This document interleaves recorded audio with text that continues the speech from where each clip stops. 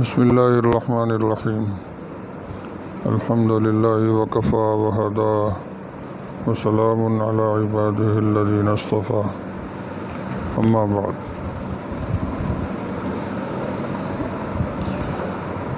آج ان آیتوں کی تلاوت پھر کر لیتے ہیں۔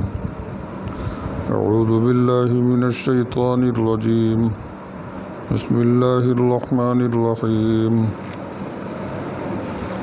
الذين يؤمنون بالغيب ويقيمون الصلاة ومما رزقناهم ينفقون والذين يؤمنون بما أنزل إليك وما أنزل من قبلك وبالآخرة هم يوقنون أولئك على هدى من ربهم وأولئك هم المفلحون۔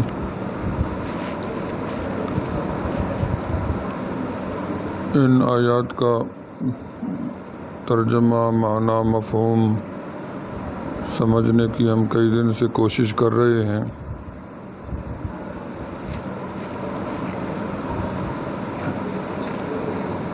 آج پھر ان پر ایک نظر ڈال لیتے ہیں۔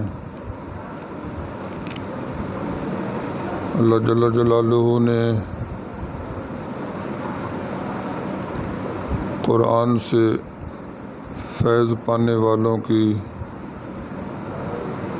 5 صفات بیان فرمائی ہیں۔ سب سے پہلے فرمایا کہ وہ غیب پر ایمان رکھتے ہیں۔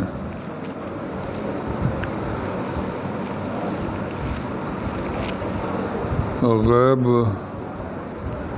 کو سمجھنا،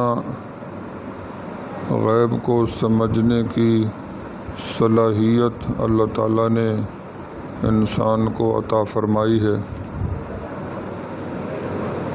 اور پھر غیب پر ایمان لانے کا مکلف فرمایا ہے۔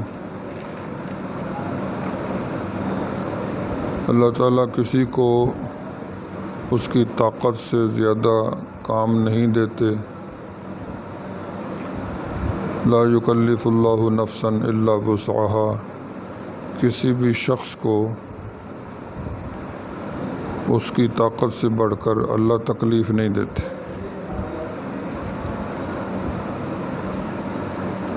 انسان کو اللہ تعالیٰ نے غیب کو سمجھنے کی صلاحیت اور طاقت سے سرفراز کیا ہے۔ اب دیکھیں، انسان کے سامنے کوئی چیز آتی ہے، مثلاً کھانا آیا، روٹی آئی سامنے پکی ہوئی، تو انسان صرف یہ نہیں کہ صرف روٹی کو مانتا ہے، صرف روٹی کو سمجھتا ہے، بلکہ وہ یہ بھی ڈھونڈتا ہے، سوچتا ہے کہ یہ روٹی کے پیچھے کیا ہے، اس کا پس منظر کیا ہے، روٹی کیسے بنی۔ تو پھر اس کو سمجھ آتا ہے کہ روٹی آٹے سے بنی۔ پھر وہ سوچتا ہے کہ آٹے کے پیچھے کیا ہے، آٹا کیسے بنا، تو اس کو پتہ چلتا ہے، یاد آتا ہے کہ اس کے پیچھے گندم ہے۔ پھر وہ سوچتا ہے کہ گندم کیسے ملتی ہے اور کیسے بنتی ہے، تو پھر اس کو پتہ چلتا ہے کہ کسان یوں ہل چلاتا ہے اور بیج لگاتا ہے، پانی لگاتا ہے، تو پھر یوں گندم پیدا ہوتی۔ یعنی یہ تمام چیزیں یہ روٹی کا غیب ہیں۔ تو انسان کے علاوہ حیوان غیب کو سمجھنے کی صلاحیت نہیں رکھتا۔ مثلا بکری، گائے، بیل، بھینس، ان کے سامنے جب چارہ آتا ہے تو بس وہ چارے کو سمجھتے ہیں کہ یہ ہمارے کھانے کی چیز ہے۔ وہ اس کو نہیں سوچتے کہ یہ چارہ کیسے بنتا ہے، کیسے پیدا ہوتا ہے؟ یہی وجہ ہے کہ آج تک کسی بھی جانور نے کھیتی باڑی کی کوئی کوشش نہیں کی کہ ہل چلا لیں اور بیج ڈال لیں اور یوں چارہ اگا لیں، اس لیے کہ چارے گھاس کا جو غیب ہے، پس منظر ہے، وہ ان کی سمجھ سے باہر ہے، سمجھ سے بالا ہے، اس کو سمجھنے کی ان کو صلاحیت ملی ہوئی نہیں ہے۔ انسان چونکہ غیب کو سمجھنے کی صلاحیت رکھتا ہے، اس لیے غیب کو سوچتا ہے، پھر انسان کھیتی باڑی کرتا ہے۔ اسی طرح اور بھی چیز، لباس آتا ہے سامنے تو سوچتا ہے یہ کپڑا کہاں سے آیا، کپڑا جی دھاگے سے بنا، دھاگا کہاں سے آیا جی وہ کپاس سے آیا، کپاس کہاں سے آئی کہ جی وہ کھیتوں میں یوں ہل چلا کر، یوں بیج لگا کر، پانی لگا کر اس سے پودے پیدا ہوئے، وہاں پھر کپاس پیدا ہوئی۔ تو وہ لباس کے غیب کو سوچتا ہے۔ اللہ تعالیٰ نے اس کو عقل دے کر غیب کو سمجھنے کی صلاحیت بخش دی۔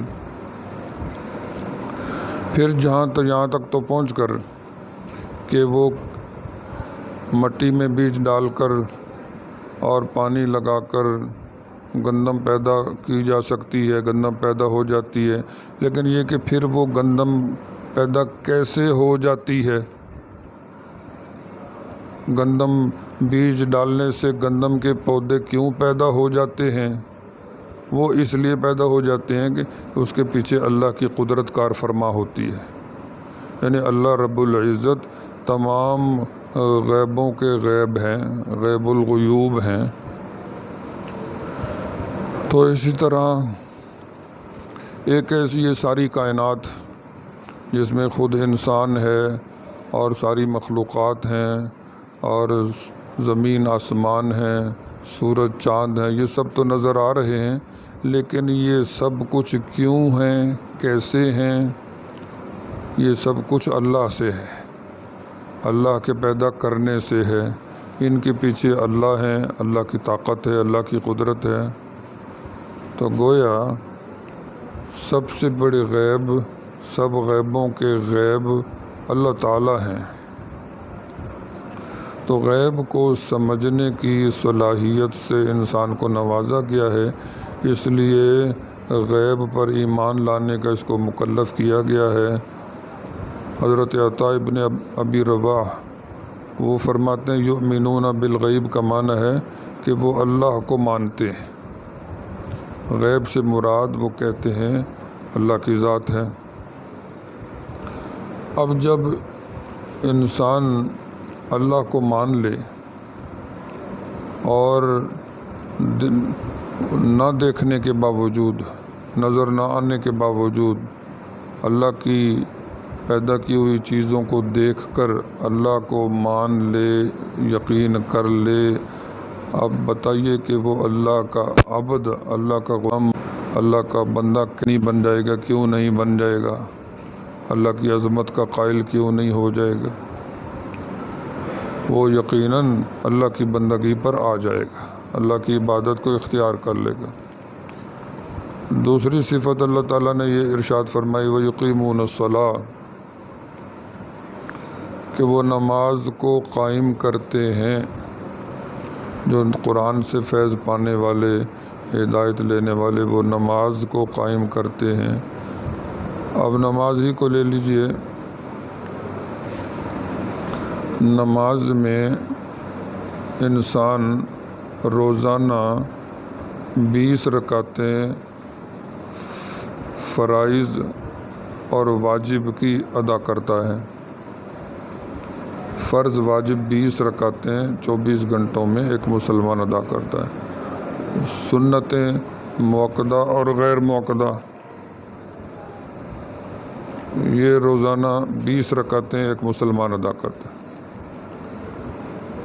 اچھا، ہر رکعت میں ایک دفعہ رکوع بھی کرتا ہے اور 2 سجدے بھی ہوتے ہیں، اور رکوع میں بھی 3 دفعہ تسبیح ایک مسلمان پڑھتا ہے، سبحان ربی العظیم۔ ہر سجدے میں بھی 3 مرتبہ تسبیح، بعض زیادہ بھی پڑھ لیتے ہیں۔ تو چلو 3 دفعہ ہی لگا لیں، تو یہ ایک رکعت میں 9 مرتبہ تو تسبیح پڑھی، اور ہر تسبیح میں انسان نے یہ اقرار کیا کہ میرا کوئی رب ہے، سبحان ربی العظیم، میرا رب جو بڑی عظمت والا ہے، وہ پاک ہے، اس کا کوئی شریک نہیں، ہر عیب سے، ہر کمزوری سے، ہر شریک سے وہ پاک، اس جیسا کوئی نہیں۔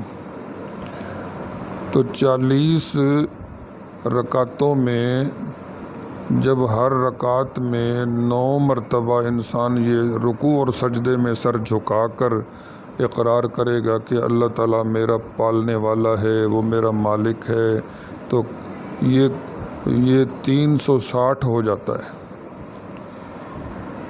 40 کو اگر 9 کے ساتھ ضرب دے لیں تو 360 مرتبہ تو کم از کم روزانہ ہر بندہ نماز میں یہ سبق یاد کرتا ہے کہ اللہ ہمارا رب ہے، اللہ ہمارا پالنے والا ہے، اللہ ہمارا مالک ہے۔